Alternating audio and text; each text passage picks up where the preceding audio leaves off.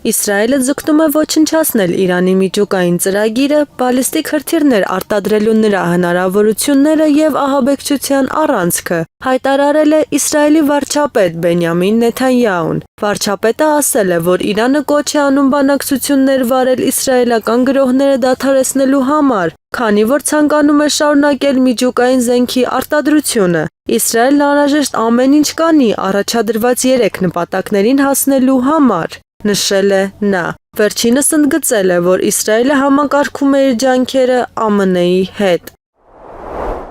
ԱՄՆ-ն Թուրքիային տեղեկացրել է Իսրայելի կողմից Իրանին հարվածելու ծրագրերի մասին, հայտնում է Middle East Eye պարբերականը։ Middle East Eye պարբերականին հայտնել են իրավիճակին ծանոթ 2 աղբյուրներ։ Իսրայելական ինքնաթիռներն օգտագործել են Սիրիայի և Իրաքի օդային տարածքը ամբողջ Իրանի Իսլամական Հանրապետության օբյեկտներին հարվածելու համար։ Դեկտեմբերից Իսրայելի վարչապետ Բենյամին Նեթանյահուի կառավարությունը ոչնչացրել է Սիրիայի ՀՕՊ բոլոր համակարգերը, փաստացի երկիրը թողնելով անպաշտպան։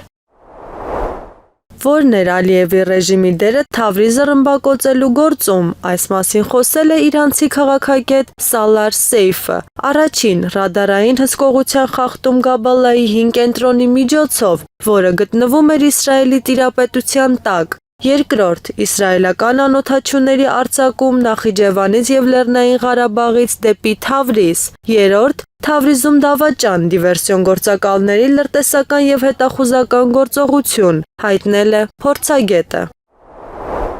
ԱՄՆ-ն դիտարկում է Իսրայելին հակատանկային ռումբեր փոխանցելու հնարավորությունը, որպես Իրանի վրա ճնշման լծակ, հայտնում է Axios պորտալը, հղում անելով իր աղբյուրներին։ Թրամփը Ֆորոդոյում ստորգետնյա հարստացման օբյեկտի ոչնչացման համար անհրաժեշտ հակատանկային ռումբերը, որոնք ԱՄՆ-ն ունի, իսկ Իսրայելը ոչ, դիտարկում է որպես ճնշման առանցքային լծակ, որպեսզի ստիպի Իրանին գործարք կնքել, ասվում է հրապարակման մեջ։